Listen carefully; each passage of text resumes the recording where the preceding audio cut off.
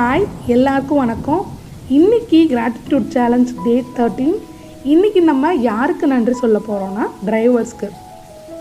எங்கள் அக்கா டிரைவிங் கிளாஸில் முடிச்சுட்டு ஃபஸ்ட் டைம் ஸ்கூட்டி வாங்கிட்டு என்ன ஒரு ரைடுக்கு வான்னு கூப்பிட்டாங்க. அப்போ நான் பயந்த பயத்துக்கு ஒரு அளவே இல்லை. பத்திரமா வீடு வந்து சேர்ந்துடணும்னு நான் கும்பிடாத சாமியே இல்லை. அந்தளவுக்கு எல்லா சாமியும் கும்பிட்டுட்டு அவங்க கூட போனேன். பட் அப்போ தான் எனக்கு ஒரு விஷயம் புரிஞ்சுது. என்னென்னா, நம்ம எங்கேயாவது போய்ட்டு பத்திரமா வீட்டுக்கு திரும்ப வர்றதுக்கு நமக்கு மட்டும் டிரைவிங் தெரிஞ்சிருந்தால் பத்தாது, நம்ம ரோட்டில் கூட பயணிக்கிற எல்லாருக்குமே டிரைவிங் ஓரளவுக்காவது தெரிஞ்சிருக்கணும். அப்போ தான் நம்மளும் பத்திரமா வீட்டுக்கு வர முடியுன்றது. ஸோ அதே மாதிரி பார்த்திங்கன்னா, நான் ஸ்கூல் படிக்கும்போது நான் எங்கள் ஊருக்கு பக்கத்தில் இருந்த ஊரில் தான் படித்தேன்.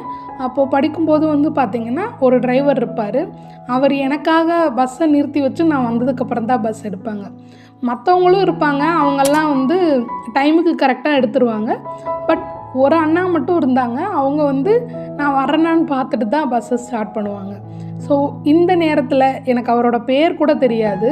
அவருக்கு என்னோடய மனமார்ந்த நன்றிகளை சொல்லிக்கிறேன். அப்புறம் நம்ம காலேஜில் டிரைவர் இருந்திருப்பாங்க. இந்த மாதிரி நம்ம எங்கே வேறு இடங்களுக்கு போகும்போது நம்மளை கூட்டிகிட்டு போகிறது அவங்க தான். நம்ம பத்திரமா நிம்மதியாக வீட்டுக்கு வரோன்னா அவங்களோட டிரைவிங் ஸ்கில் தான் காரணம்.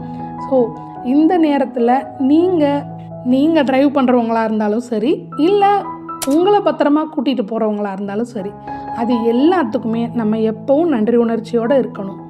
உங்களுக்கு தெரிஞ்சு யாராவது ஒருத்தவங்களுக்கு இது வரைக்கும் நன்றி சொல்லியிருக்கீங்களா டிரைவர்ஸ்க்கு? அப்படி இது வரைக்கும் சொன்னதே இல்லைன்னா இனிமேல் கட்டாயம் சொல்லுங்கள். அவங்கள பார்த்து நீங்கள் தான் என்னை பத்திரமா இங்கே இறக்கி விட்டுருக்கீங்கன்னு தேங்க்யூன்னு மனசார சொல்லுங்கள். தேங்க்ஸ் ஃபார் வாட்சிங்.